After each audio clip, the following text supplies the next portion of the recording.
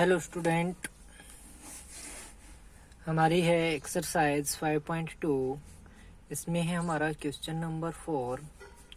तो इसमें आपको दिया गया है which term of the AP 3, 8, 13, 18 and as soon as is 78, यानी कि एपी आपको 3, 8, 13, 18 और एज सुन एज आपका आगे चलता जा रहा है का कौन सा पद 78 यानी कि 78 है। तो मैंने आपको बताया था कल, आपको पिछली वीडियो में क्या बताया गया था कि अगर क्या है कोई भी एपी जैसे कि स्टार्ट होके आपके डॉट डॉट के बाद किसी नंबर पे रुकती है तो वो नंबर यानी कि लास्ट जो टर्म है वो आपकी क्या होती है, एन होती है। क्या होती है, एन होती है। पहली जो टर्म होती है वो आपकी ए होती है और दो के बीच का डिफरेंस क्या होता है आपका, डी होता है। तो जो आपकी गिवन सीरीज है यानी कि दी गई जो श्रेणी या फिर श्रेणी भी बोल सकते हैं इसको, आपको ऐसे दिया जाएगा लेकिन इसको श्रेणी भी बोल सकते हैं हम। तो आपको दिया गया है 3, 8, 13, 18 और एज सुन एज आपका आगे। अब ए की वैल्यू यहाँ पे कितनी है, 3 है। डी की वैल्यू क्या हो जाएगी, A2 माइनस A1। तो A2 की वैल्यू 8 है और A1 की वैल्यू आपकी 3 है। तो आपको D की जो वैल्यू है वो मिल जाएगी 5। AN की जो वैल्यू है आपको पता चल गई है अब कितनी है, 78 है। तो AN का आपका फार्मूला होता है A plus N minus 1 multiply D। तो AN की वैल्यू पुट की, A की वैल्यू पुट की, N माइनस 1 यानी कि N का आपको पता नहीं है वो लिख दिया आपका। फिर D की वैल्यू है वो आपकी 5 है। अब ये 3 यहाँ पे प्लस का है, दूसरी तरफ गया माइनस का हो गया, कितना बचा 75। जो ये 5 मल्टीप्लाई में है ये दूसरी तरफ जाएगा तो डिवाइड में क्या बनाएगा 15। N माइनस 1 किसके इक्वल आ गया, 15 क्या आ गया आपका। तो जो N है वो अब -1 था वो दूसरी तरफ गया तो प्लस का बन गया तो क्या बना देगा 16। यानी कि जो 16th टर्म है एपी की वो क्या है, 78 है। अतः एपी का 16वां पद कितना है, 78 है। Hence 16th term of this AP is 78। अब है आपका question number 5।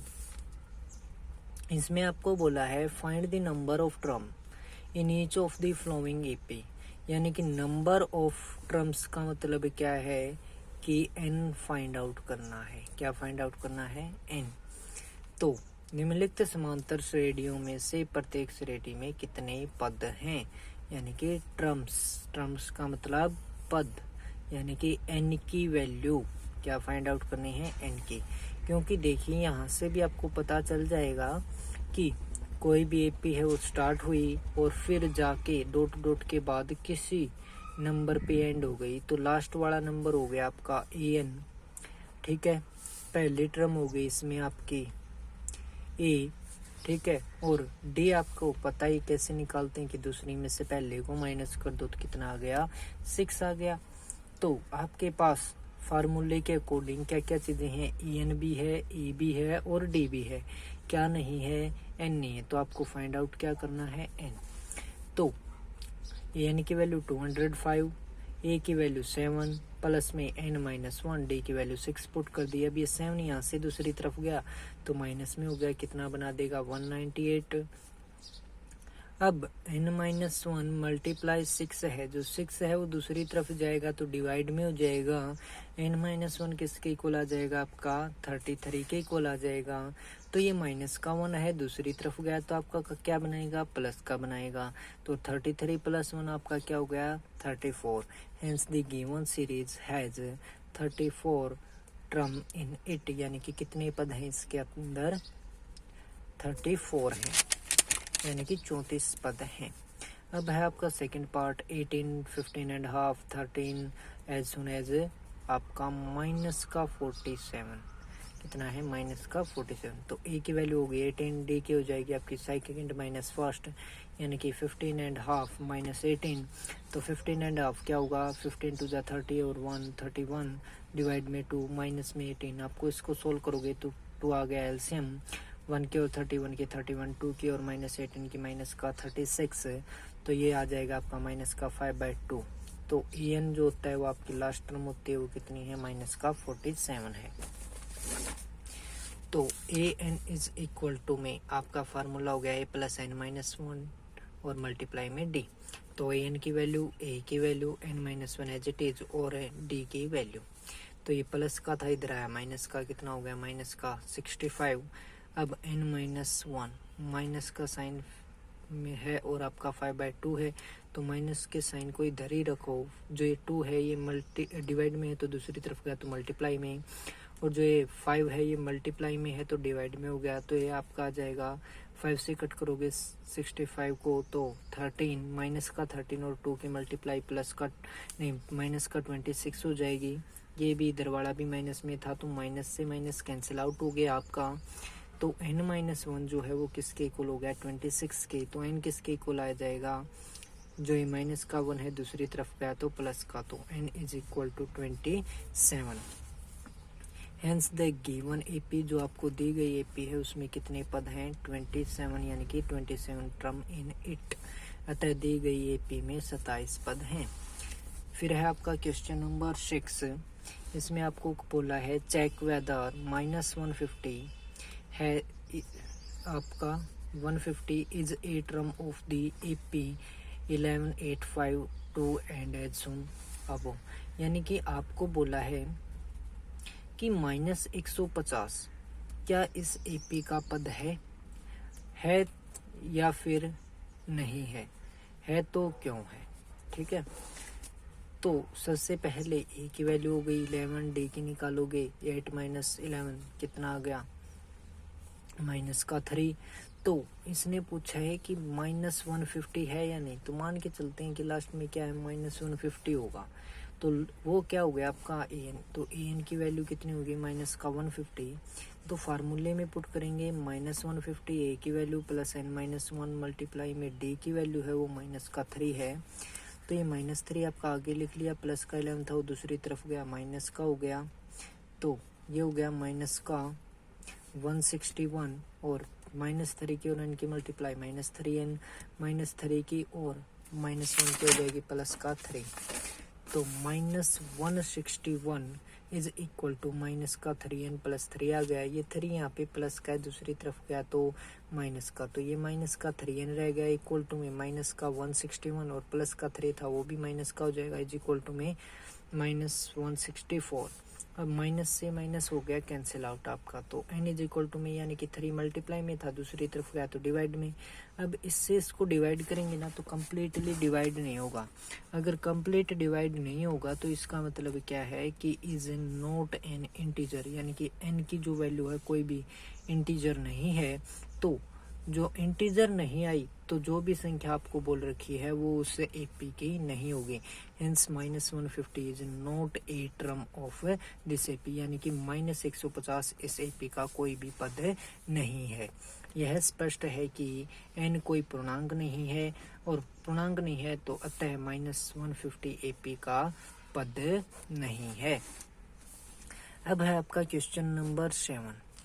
Find the 31st term, यानी कि 31st टर्म, ठीक है, of an AP whose 11th term is 38 and the 16th term is 73।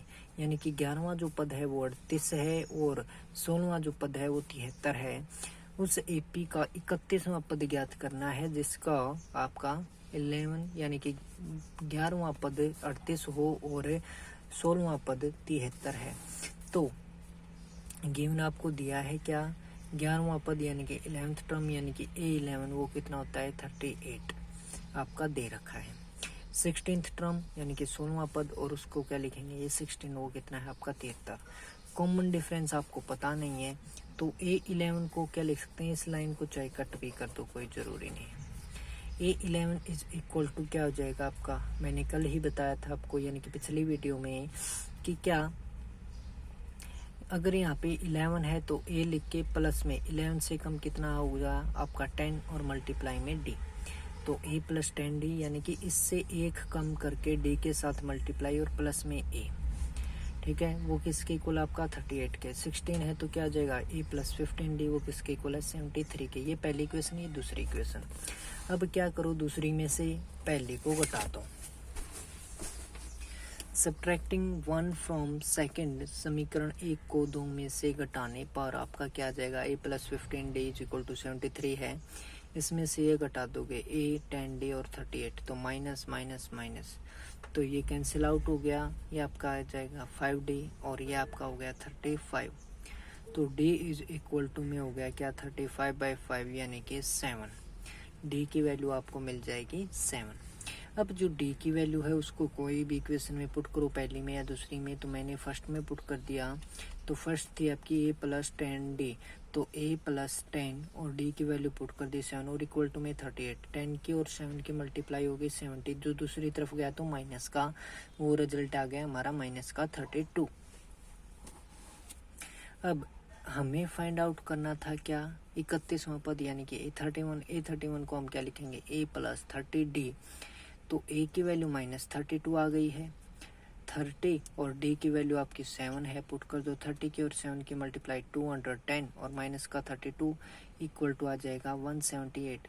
और यहाँ पे हम कई बार गलती कर देते हैं कि आंसर लिख देते हैं 168।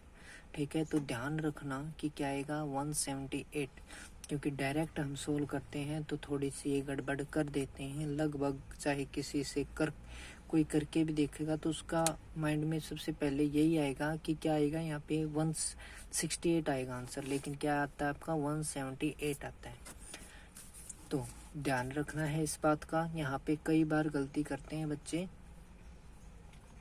क्वेश्चन नंबर 8 है आपका एन एपी, यानी कि कोई एक एपी है जो कंसिस्ट करती कितनी टर्म्स 50, यानी कि जिसमें कितनी है 50 पद हैं, ऑफ विच जिसकी थर्ड टर्म इज 12, जिसका तीसरा पद कितना है 12 है, and the last term is 106, यानी कि लास्ट टर्म का मतलब कितना हो गया भाई 50 पद हैं। ठीक है, 50 पद हैं तो लास्ट कौन सा होगा 50वां होगा। ठीक है, वो कितना हो गया आखिरी वाला 106। फाइंड द 29th टर्म, आपको कितनी कौन सी टर्म फाइंड आउट करनी है 29वां। तो सबसे पहले आपको बोल रखा है एक एपी में 50 पद है जिसका तीसरा पद 12 है और अंतिम पद आपका 106 है, इसका 29वां पद ज्ञात कीजिए। अब इसका जो सॉल्यूशन है वो देखिए क्या होगा कि गिवन आपको दिया है क्या, तीसरी जो वैल्यू है A3, आपका तीसरा पद है वो 12 है, A50 यानी कि लास्ट पद 50 ही पद हैं तो 50वां ही पद लास्ट होगा 106। तो A3 को हम क्या लिख सकते हैं प्लस 2D और इक्वल टू 12, और A50 को हम क्या लिख सकते हैं प्लस 49D, कितना 49D इक्वल टू 106। तो सब्ट्रैक्ट 1 फ्रॉम 2, यानी कि पहली को दूसरी में से घटा दो, 2 में से 1 को घटाने पर आपका क्या मिलेगा a plus 49D is equal to 106, a plus 2D is equal to 12 था, सब्ट्रैक्ट करेंगे तो साइन चेंज हो जाएंगे, तो कितना आ जाएगा a से कैंसिल आउट, 49 माइनस 2D कितना आ गया 47D, और 106 माइनस 12 करोगे तो 94। अब 47 मल्टीप्लाई में दूसरी तरफ गया तो डिवाइड में, तो d की वैल्यू आ गई आपकी 2। तो put the value of d in equation first, यानी कि जो d की वैल्यू है उसको इक्वेशन फर्स्ट में पुट करो, हमें क्या प्राप्त होगा d का मान समीकरण 1 में रखने पर a प्लस 2 मल्टीप्लाई में d की वैल्यू 2 पुट कर दी इक्वल टू में 12 है, तो a प्लस कितना आ गया 2 2 जा 4, जो ये 4 है दूसरी तरफ गया तो माइनस का और इक्वल टू में बना देगा 8, तो a की वैल्यू आ गई आपकी 8, d की वैल्यू आ गई 2। अब आपसे कौन सा पद बोला था 29वां बोला है, तो इसको हम क्या लिखेंगे a प्लस 28d, तो a की वैल्यू हो गई 8 28 और d की वैल्यू 2, तो 8 प्लस में 28 2 जा 56 और 8 हो गया आपका 64, तो हेंस 29th टर्म इज 64, यानी कि जो 29वां पद है आपका वो कितना है 64 है। अब है आपका क्वेश्चन नंबर 9, इसमें बोला है कि थर्ड एंड 9th टर्म, यानी कि तीसरा और 9वां जो पद है ऑफ एन एपी, किसी भी एपी का और 4 एंड -8 4 और -8 हैं रिस्पेक्टिवली, यानी कि क्रमशः। विच टर्म ऑफ दिस एपी, यानी कि कौन सा पद ऑफ दिस एपी, यानी कि इस एपी का इज 0, यानी कि 0 है, यानी कि एन की जगह पे हमें क्या लेके चलना है 0।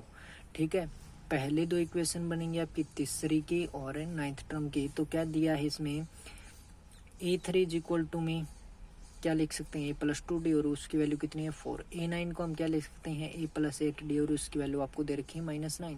यानी कि इसमें बोला है तीसरा और जो 9वां पद है वो 4 और -8 है, तो इनका कौन सा पद शून्य होगा, तो 0 कौन सा पद होगा हमें ये बताना है। यानी कि जैसे कि वो 78 वाला नहीं आया था कि इज 78, तो यहाँ पे 78 की जगह क्या है 0 है मान लो। ठीक है, पहला पद और डिफरेंस हम फाइंड आउट कर लेंगे इन दो इक्वेशन से।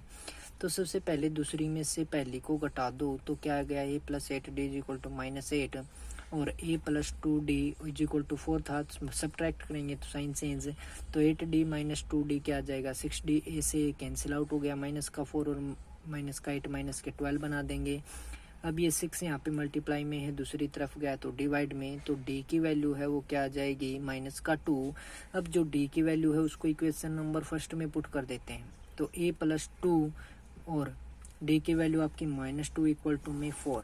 और यहाँ पे भी आपका पजलिंग वाला हो जाता है कि -4 है और इक्वल टू में 4 है, 0 ही बनता हुआ। लेकिन यहाँ पे क्या होता है कि -4 है वो दूसरी तरफ जाके प्लस का बनाएगा और A की वैल्यू कितनी आएगी 8 आएगी। तो इस पार्ट पे भी यहाँ पे ध्यान देने की बात है कि अगर ये इक्वेशन बन रही है आपकी A+2 - 2 मल्टीप्लाई में है और इक्वल टू 4 है, तो रिजल्ट कितना बन रहा है आपका 8 बन रहा है, न कि 0। अब an की वैल्यू है वो यानी कि 0 है आपकी, तो an का फार्मूला आपका हो गया an की वैल्यू पुट कर दी 0 हो गई, a की वैल्यू पुट कर दी n-1 और d की वैल्यू आपकी -2 है। तो ये 8 दूसरी तरफ गया तो माइनस का 0 के माइनस में होगा तो कुछ फर्क नहीं पड़ेगा, क्या रहेगा -8 ही रहेगा। n-1 और इक्वल टू में आपका क्या है -2 है। अब ये -2 दूसरी तरफ हो जाएगा तो डिवाइड में, तो n-1 इक्वल टू में हो गया -8/-2, माइनस से माइनस कैंसिल आउट हो गया, तो 8/2 क्या रिजल्ट देगा आपको 4। तो ये -1 दूसरी तरफ गया तो हो गया प्लस का, n इज इक्वल टू में 4 + 1 इज इक्वल टू आ गया 5। तो hence fifth term of AP is 0, यानी कि इस AP का जो पांचवा पद है वो क्या है 0 है। ठीक है, तो ये था आपका क्वेश्चन नंबर 9। आज के लिए इतना ही।